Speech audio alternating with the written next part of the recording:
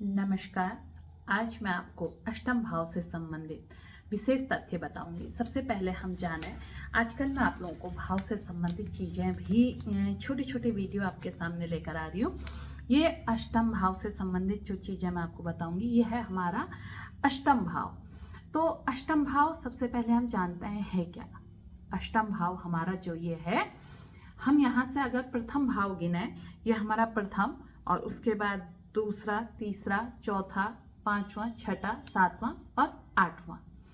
तो आठवें घर के बारे में आज मैं कुछ विशेष चीजें आपसे चर्चा करूंगी। अष्टम भाव हमारा जो है वो आयु वृद्धि का कारक है, हमारा आयु का घर है। और लेकिन हम इसे मृत्यु का भी घर कहते हैं। क्यों कहते हैं मृत्यु का घर? क्योंकि हमारा जो लग्न, जैसे हम थोड़ा सा चीजों को समझ ले कि द्वादश भाव क्या होता है। जिसका भी जो द्वादश होगा वो उसका व्यय करेगा। जैसे लग्न का व्यय कौन करता है? हमारा द्वादश भाव। तो ये जो हमारा आयु का घर है, ये जो हमारा आयु का घर है, तो ये किस चीज का व्यय करेगा? ये व्यय करेगा हमारा भाग्य का। और जब धर्म भाग्य का व्यय होने लग जाता है तो वो हमें मृत्यु की तरफ को ले जाता है। तो इसलिए इसे मृत्यु का घर भी कहा जाता है। वैसे ये आयु का और मृत्यु दोनों का घर है, लेकिन जब भी हम किसी चीज का जिक्र करते हैं तो मृत्यु का घर हम यहीं से इसको देखते हैं। तो अब इसे मृत्यु का घर कहा गया है। अब ये इतना ज्यादा, जैसे मैंने कहा, ये तीन भाव जो हमारे हैं, छठा, आठवां, बारहवां, अगर इन भावों को हम समझ लें तो हम जीवन में शायद कभी किसी चीज को लेके परेशान नहीं होंगे। और इन्हीं भावों में जब हमारे लग्नेश चले जाते हैं तो ये विपरीत नामक राजयोग भी हमारा बना देते हैं। कल मैंने आपको द्वादश भाव के बारे में बताया था, आज मैं अष्टम भाव के बारे में बता रही हूँ। ये एक तरह से रहस्य का भाव है, रहस्य छुपा है इसके अंदर। जैसे जहाँ जन्म हो, जहाँ मृत्यु हो, वहाँ रहस्य होना स्वाभाविक है। और रहस्य ऐसा, जीवन का रहस्य, ज्ञान का रहस्य, खोज का रहस्य, ये घर हमें खोज की तरफ ले जाता है। खोज किसकी? काल पुरुष की कुंडली में अगर हम देखें, ये हमारी, यहाँ से हमारा जो पांचवा घर है, 1 2 3 4 और ये 5, ये पांचवा घर हमारा ज्ञान है। ये काल पुरुष की कुंडली है। कोई भी अंक यहाँ नहीं लिखा है, केवल आप भाव देख सकते हैं। भाव 1 2 3 4, ये 5, पांचवा भाव जो है ये काल पुरुष की कुंडली में ज्ञान का भाव है। और ठीक इससे ये चौथा भाव है, 1 2 3 4।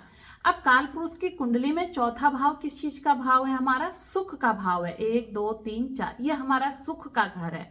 तो हमें घर में किन चीजों से सुख मिलता है? हम भौतिक संसाधनों को सुख देखते हैं, लेकिन क्या अगर हम आध्यात्म की तरफ जुड़ जाएं तो क्या हम भौतिक जीवन में अपना सुख ढूंढेंगे? नहीं। ज्ञान कभी भी भौतिक जीवन में सुख नहीं ढूंढता है।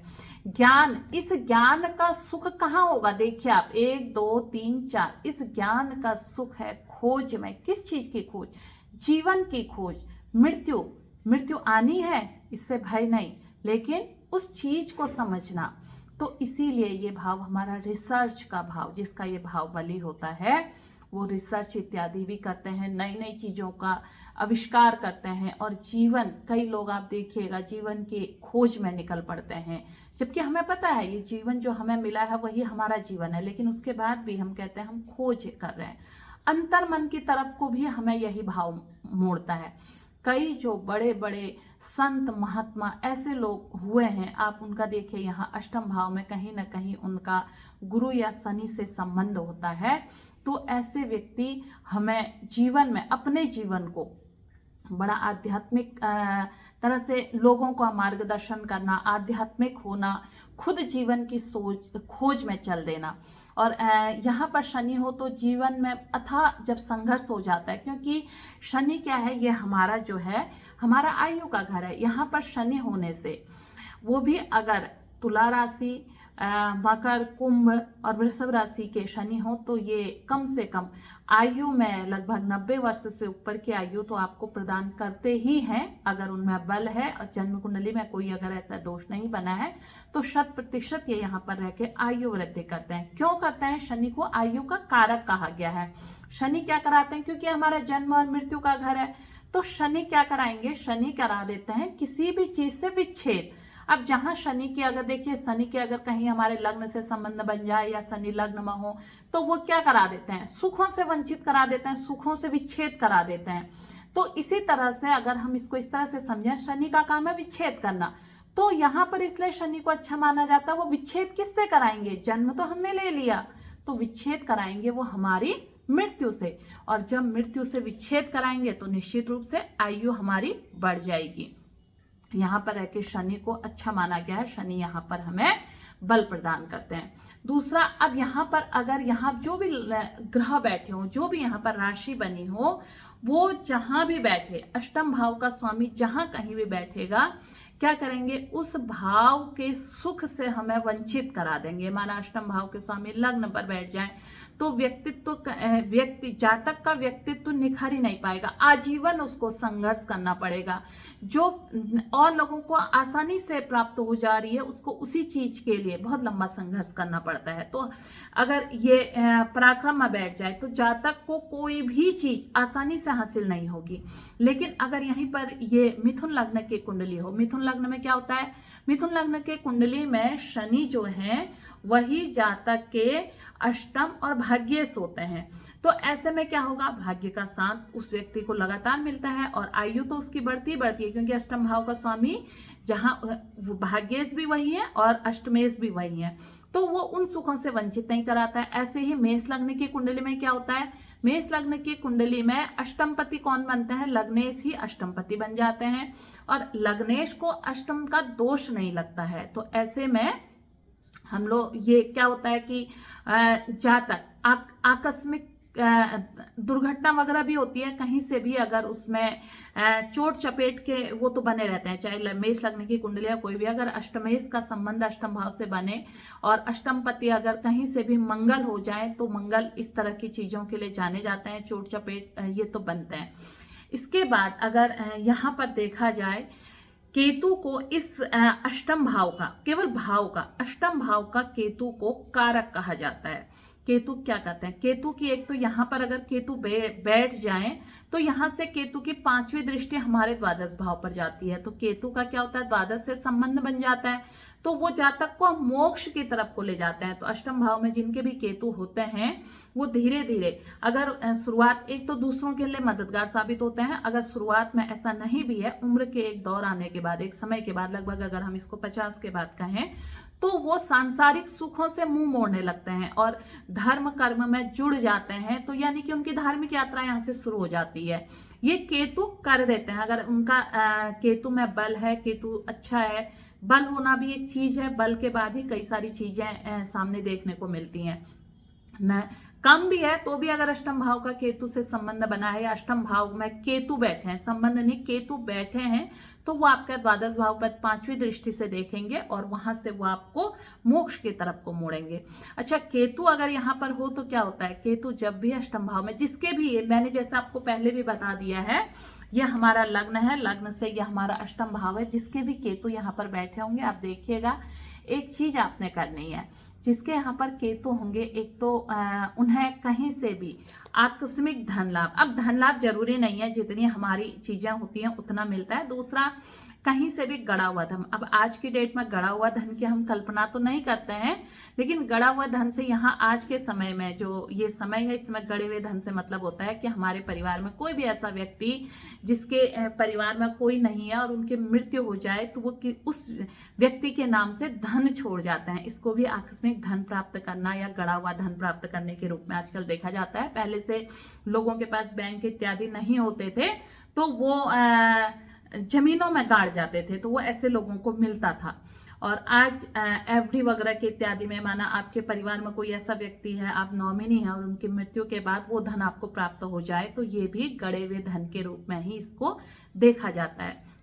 दूसरा, केतु अगर यहाँ पर होगा तो पाइल्स की बीमारी होती है। तीसरी, केतु यहाँ पर बैठे हैं तो अगर जिस भी बच्चे की, बच्चों से हम इसको शुरू कर रहे हैं, जिस भी बच्चे की जन्म कुंडली के अष्टम भाव में केतु है, ऐसे बच्चों को तुरंत नजर लगती है, तो इनकी नज़र हमेशा उतारनी चाहिए, बड़े होके भी। बच्चों को नहीं, जिनके बड़े भी जन्म कुंडली में हैं, वो कोई भी कहीं थोड़ा सा समाज में निखर कर सामने आए या समाज में कुछ अच्छा काम करें, तो ऐसे लोगों को अपनी नज़र इत्यादि का उपाय कर लेना चाहिए। इन्हें सप्ताह या हमेशा अमावस्या के दिन अपनी एक बार नज़र अवश्य उतारनी चाहिए, क्योंकि ये केतु यहाँ पर बैठ के नज़र दोष का वो बना देते हैं। क्योंकि यहाँ पर केतु होंगे तो स्वाभाविक है कि राहु दूसरे भाव में होंगे, और राहु की वहाँ से जो पांचवी दृष्टि होगी वो आपके छठे भाव में होगी। तो इस तरह के अनायास कोई रोग अगर आपको नहीं भी हैं, उन रोगों के बारे में मन ही मन भय उत्पन्न होना, इस तरह की चीज़ें, अनेक शंकाएं होना, ये बनी रहती है।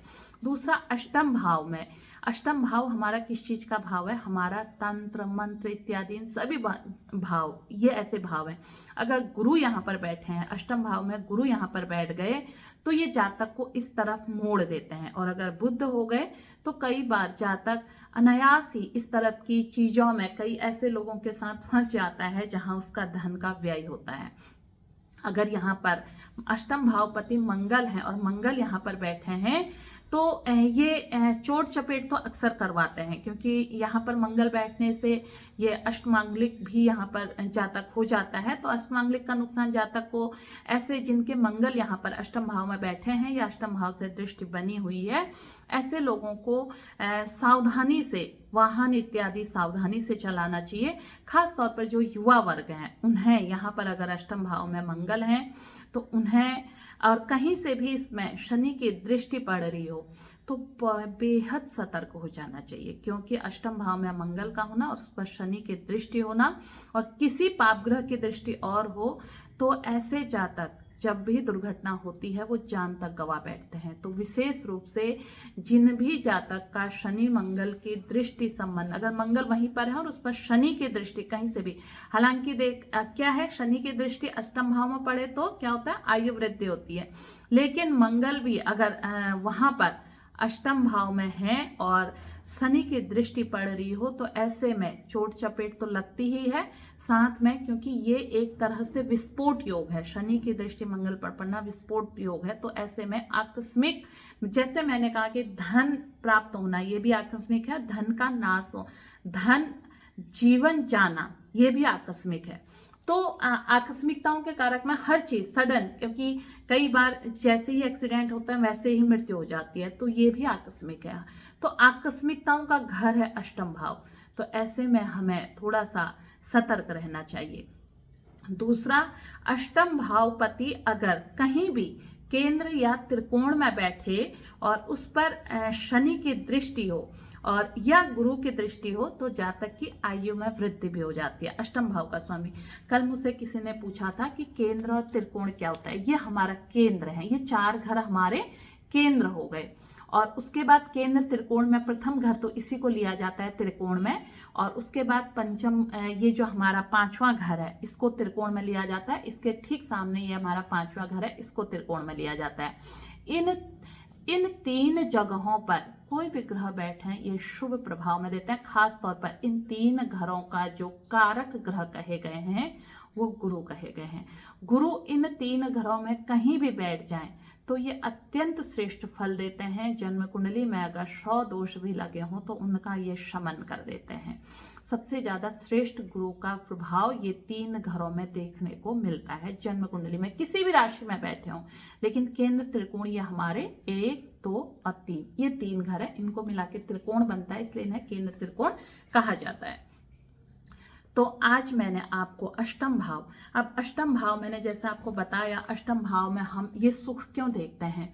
अगर हम अष्टम भाव में इस पंचम भाव को लग्न बना दें, यानी कि यहाँ पर हम 5 गिने, 5, 6, 7, 8, तो 8 हमारा कौन सा आ रहा है यहाँ पर, यानी कि हमें जो ज्ञान है, ज्ञान का सुख हमारा कहाँ है, वो ज्ञान का सुख हमारा यही है। इसलिए हमेशा खोज करनी चाहिए, जीवन की खोज करनी चाहिए, ईश्वर की। वही आखिरी सुख वही है, जीवन का जो आखिरी चरण का सुख है वही है। और हम खोज करते हैं भौतिक। जब तक हम इस भौतिक, अगर हम ज्योतिष शास्त्र, हमारे ऋषि मुनि तपस्वियों ने जो ये बनाया है, ये ऐसे ही नहीं बनाया है, इसके पीछे बहुत सारे, जब इतने बड़े ज्ञान को आज तक, इस युग तक, उससे यहाँ तक कोई चैलेंज करने वाला नहीं है। किसी ने इस पर, अगर कोई करता है वो कुतर्क करते हैं, वरना अगर इसको समझने लग जाओ तो सारा जीवन अगर हम समझें तो भूत भविष्य, भूत वर्तमान और भविष्य सब इसी में है। पूर्व जन्म, ये जन्म और आने वाला जन्म भी अगर हम ढंग से इसको देखें तो सब कुछ हमारा इन 12 भावों में छुपा हुआ है। हालांकि कुंडली, जितने हमारे ये 12 भाव हैं, इन 12 भावों से संबंधित कुंडली बनाई जाती है। जैसे अगर हमने कहा अष्टम भाव, अष्टम को हम लग्न बना दें, नवम भाव, नवम को लग्न बना दें, तो इस तरह से कुंडलियां देखी जाती हैं। इसीलिए जो लोग केवल एक भाव को देख के प्रश्न पूछते हैं, उनके प्रश्न में उसी भाव को देखा जाता है। एक भाव को देखने में ही काफी सारा समय इसलिए लग जाता है क्योंकि हर भाव के अंदर बहुत कुछ छुपा है। ये अष्टम भाव का अभी मैंने आपको थोड़ा बहुत भी नहीं बताया है। अष्टम भाव ही अपने आप में इतना वृहद है कि अगर एक ही दिन में इस पर हम चर्चा करें, इस पर दृष्टि डालें, तो काफी समय बीत जाता है। तो ये अष्टम भाव से हमारे संबंधित तथ्य थे। अपने अष्टम पति को देखें कि आपके अष्टम भाव का जो स्वामी है वो कहाँ बैठे हैं। अष्टम भाव का स्वामी अगर हमारा अष्टमेश छठे या 12वें में चला जाए तो ये सरल नामक विपरीत राजयोग बन जाता है। ऐसे में जातक का जो व्यक्तित्व होता है, अष्टम का छठे या 12वें में बैठना अच्छा होता है। और ये वहां पर जाके विपरीत नामक, सरल नामक जो राजयोग होता है उसे बना देते हैं। ऐसे में जातक अपने संघर्ष से अपने व्यक्तित्व को निखार के समाज में अपनी एक अलग पहचान बनाते हैं। और जब भी जिस भी जातक की कुंडली में लग्नेश अगर अष्टमेश बने हुए हैं, लग्नेश अगर अष्टम भाव में चले गए, उसको उसका दोष तो नहीं लगता। लेकिन ऐसे जातक को अगर कहीं से भी, मैं उन लोगों को बताती हूँ जिनके जीवन में छठे, 8वें और 12वें भाव में लग्नेश बैठे हुए हैं, ऐसे जातकों को जीवन में संघर्ष को चुनना चाहिए। ये जितना संघर्ष करेंगे, इनका जीवन समाज में उतना निखर कर आएगा, क्योंकि ये भाग्य के भरोसे, इनको ईश्वर ने, इनको जन्म ही इसलिए दिया होता है क्योंकि ये संघर्ष करने के लिए ही बने होते हैं और संघर्ष से ही इनको सब कुछ हासिल होता है। तो ऐसे लोगों को आराम से न बैठकर अपने जीवन में हर चीज को प्राप्त करने के लिए, यानी कि सीधे से एक बात बताऊं आपको, अगर 1 गिलास पानी भी चाहिए तो आपको कहना है ना कि प्यास लगी हो तो कुआं खोद कर पानी पीने वाली बात। तो अब ये संघर्ष करके इन्होंने कुआं खोदा, कुएं से पानी पिया। अब उस पानी का उपयोग जितने लोगों ने किया वो इनकी वाहवाही करेंगे। खोदा अपने लिए संघर्ष किया, लेकिन समाज में इनकी क्या हुई, समाज में इनका सम्मान बढ़ा। तो इस तरह, ये तो एक उदाहरण था, ऐसे लोगों को इस तरह काम करना चाहिए। आसानी से अगर कोई चीज इनको प्राप्त होती नहीं है और ये भाग्य के भरोसे बैठ जाए तो ये नित्य आजीवन इतने छोटे छोटे धन के लिए भी तरस जाते हैं। ये बात, इनको त्रिक भाव इसीलिए कहा गया है। त्रिक भाव में ग्रहों का जाना, कोई भी आपकी जन्म कुंडली देखिए और सारे ग्रह आपके अगर त्रिक भाव में बैठे हुए हैं, ऐसे में कई लोग कह देते हैं अरे इसकी जन्म कुंडली तो बहुत खराब है। नहीं, त्रिक भाव में जब भी ग्रह बैठे होते हैं, इसका मतलब है ईश्वर ने आपको औरों से अलग बनाया है, आपके लिए संघर्ष दिया है, क्योंकि आप ही वो व्यक्ति हो जो संघर्ष कर सकते हो और इस समाज को बदल सकते हो। ऐसे लोगों का जन्म इस समाज को बदलने के लिए हुआ रहता है। आप अपनी जन्म कुंडली देखिए, त्रिक भाव में अगर आपके ग्रह हैं तो आप अपने लिए संघर्ष को चुनिए।